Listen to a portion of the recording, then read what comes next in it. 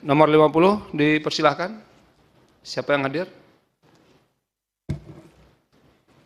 Pak Refli itu udah lagi mengurangi bicara bulan puasa Pak, jadi Bapak aja begitu.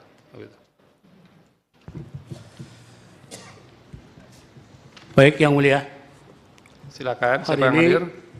sesudah 14 hari untuk perbaikan kami hadir dan kami perkenalkan kembali yang kuasa hukum yang hadir. Pertama adalah Dr. Refli Harun, SHMH, LLM. Kemudian Dr. Randus Abdullah Al-Katiri, SHMBH. Silakan tunjuk tangan setidaknya. Kemudian Dr. Fadli Nasution, SHMH. Kasih kode. Oke.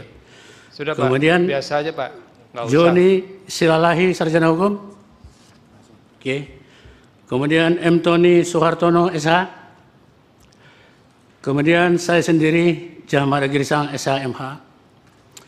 Selanjutnya Ramdan Syah, SHMH. Kemudian H. Mulyadi, SHMH. Kemudian Muhammad Salman Darwis, SHMH LI. Dan Saudara Ajis Januar, SHMH MM. Demikian Yang Mulia, kuasa hukum yang hadir hari ini. Terima kasih. Dan tambah lagi Yang Mulia, Iya. para prinsipal tetap hadir hari ini. Pertama, Rismon Hasih Holan Canipar, mohon berdiri. Berdiri, tetap berdiri sebentar. Disuruh Kemudian duduk Pak. Duduk. Dr. Silakan. Tiba, silakan. Ya, duduk kembali. Kemudian Mas Roy. Oke, itulah prinsipal dan kuasa hukum yang hadir hari ini, Yang Mulia. Terima kasih. Terima kasih. Sebetulnya memperkenalkan diri saja Pak, tidak perlu berdiri itu. Tapi ini karena apanya banyak, pengikutnya banyak, jadi supaya kelihatan. Begitu Pak ya? Ya, oke teman-teman, selamat datang kembali di channel ini. Kita masih terus mengikuti bagaimana dengan perkembangan kasus ijazah Pak Jokowi. Belak-belakan, Bon Jovi bongkar hal yang ditutupi di kasus ijazah Jokowi. Nah, kita melihat teman-teman apa yang dibongkar oleh Bon Jovi ini. Ya, Bon Jovi ini adalah bongkar ijazah Jokowi. Ya, katanya mereka membongkar hal yang ditutupi di kasus ijazah Pak Jokowi. Nah, hal yang ditutupi itu seperti apa teman-teman? Nah, di sini dikatakan bahwa ya isu keterbukaan informasi publik kembali mengemuka seiring bergulirnya sidang ijazah ya informasi terkait ijazah Presiden ke-7 RI Joko Widodo di Komisi Informasi Pusat KIP. Nah, sengketa ini diajukan oleh kelompok bongkar ijazah Jokowi atau Bon Jovi yang terdiri dari akademisi, kemudian aktivis, dan jurnalis, salah satunya Lukas Luarso yang jurnalis senior sekaligus mantan Ketua Aliansi Jurnalis Independen atau AJ. Nah, ini tidak main-main teman-teman. Yang membongkar ini adalah akademisi, kemudian aktivis dan jurnalis. Ya, salah satunya adalah Luarso yang merupakan jurnalis senior sekaligus mantan Ketua Aliansi Jurnalis Independen. Nah, Bon Jovi menempuh jalur sengketa informasi publik di KIP karena menilai persoalan ini bersifat administratif dan menyangkut dokumen pejabat publik. Nah, untuk memahami latar belakang, motif serta dinamika persidangan terakhir di KIP, kami berbincang langsung dengan Lukas Luarso. Nah, itu teman-teman, ya tentu banyak hal yang membuat kita terheran-heran dengan kasus ijazah Pak Jokowi ini. Ya, apakah ini nantinya bisa selesai sampai pada pembuktian atau malah nantinya mengikuti jejak dari Egy Sujana dan Damai Hari Lubis. Nah, di sini dikatakan bahwa ex-Jenderal Monsher Siswandi tantang Roy Suryo sumpah pocong soal ijazah Jokowi. Nah, ternyata bahwa ex-Jenderal Monsher ini yang bernama Seswandi menantang Roy Suryo sumpah pocong soal ijazah Jokowi, ya, karena dia tahu bahwa Roy Suryo ini ya bersuara terus-menerus setiap hari mengenai keaslian ijazah Pak Jokowi, sehingga dia menantang Roy Suryo untuk membuktikan apakah ya ijazah Pak Jokowi seperti yang dituding oleh Roy Suryo.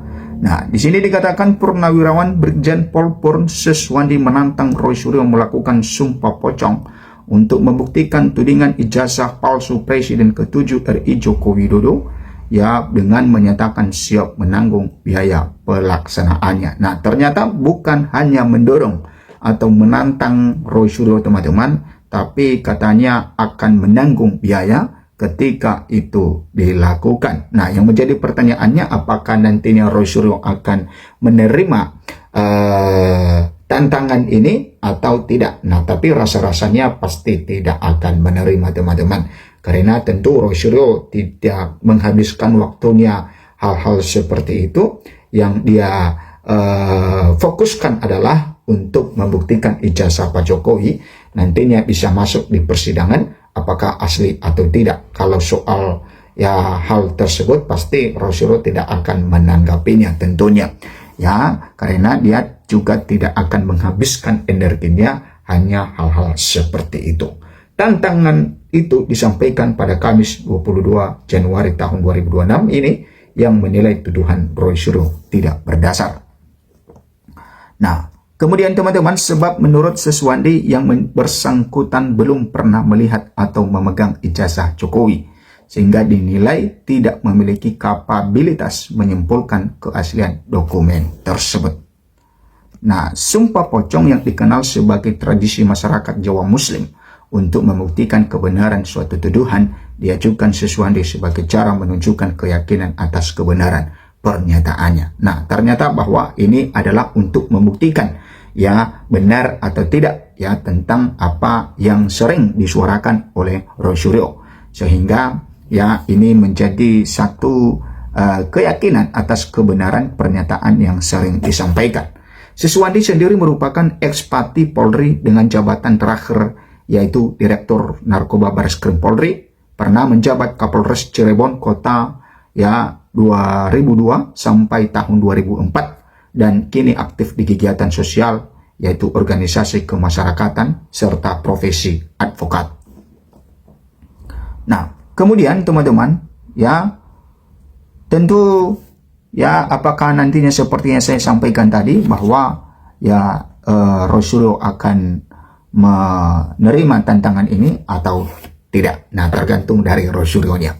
Hasil survei mulai dukung Roy Suryo CS terkait keaslian ijazah Jokowi. Nah, kita melihat bagaimana hasil survei yang mendukung Roy Suryo untuk mengungkap keaslian ijazah Pak Jokowi ini, teman-teman. Karena ya katanya semakin hari semakin banyak masyarakat yang mendukung Roy Suryo ini. Ya, di sini dikatakan teman-teman, survei ya lembaga survei Median relatif berani merilis hasil survei terkait ijazah Joko Widodo alias Jokowi yang dikatakan bahwa menurun tingkat kepercayaan responden terhadap keaslian ijazah Jokowi. Pada saat yang sama, tentu tingkat ketidakpercayaan responden terhadap keaslian ijazah Jokowi meningkat, sementara lembaga survei lain masih tiarap mengakui realitas ini. Tersisa responden yang masih percaya ijazah Jokowi asli 51,1% saja. Sebelumnya, rata-rata lembaga survei seperti Indikator Politik, Poltreking, dan LSI Deni JA memberi presentase sekitar 60%, bahkan LSI Deni JA memberi presentase hingga 74%. Ini presentase seperti hendak mengejek bahwa orang yang tak percaya ijazah Jokowi asli hanyalah orang-orang aneh atau sakit hati. Nah, dugaan saya angka 51,1% hasil survei Median tersebut masih dimainkan agar tak terlalu heboh bahwa tingkat responden yang masih percaya keaslian ijazah Jokowi masih tinggi juga. Nah, kemudian teman-teman, padahal sudah turun tajam. Ini agaknya angka psikologis yang masih harus dijaga kelompok status quo agar publik tak terlalu heboh, ajaib survei tidak lagi mencerminkan realitas yang sesungguhnya. Lihatlah responden yang masih percaya ijazah Jokowi asli terbanyak karena alasan pengakuan rektor UGM. Padahal kalau didengarkan lagi pengakuan rektor UGM itu sebetulnya tidak terlalu bulat di awal, tapi di akhir agak lonjong. Ia seperti berlepas tangan terhadap ijazah yang sudah berada di tangan yang bersangkutan, sementara bukti-bukti lain diakuinya sudah disita oleh penyidik. Sedangkan responden yang tidak percaya lagi akan keaslian ijazah itu adalah karena bentuk dari ijazah itu sendiri dianggap secara kasat mata memang berbeda. Ini terlihat dari presentasi Roy Suryo terhadap ijazah itu sendiri, ditambah langkah dari lembaga resmi seperti KPU yang awalnya menutup lalu membuka, akhirnya dipastikan ijazah Jokowi memang seperti yang beredar. Kejanggalan-kejanggalan dari kasus ijazah Jokowi yang tak terjawab dan terus menumpuk, padahal kasus ini dinilai sangat sepele. Itulah kiranya yang membuat tingkat ketidakpercayaan keaslian ijazah Jokowi terus meningkat. Bareskrim Polri yang menyimpulkan ijazah Jokowi identik, tapi di ijazah yang ditampilkan fotokopi, dilipat dan penetapan tersangka oleh Polda Metro Jaya. Cara lama ingin dipakai, sementara saat ini kita berada pada era baru sehingga keraguan-keraguan muncul untuk mengakhiri kasus ini. Nah, teman-teman silakan memberikan komentar Anda dalam hal ini. Sampai jumpa di video berikutnya.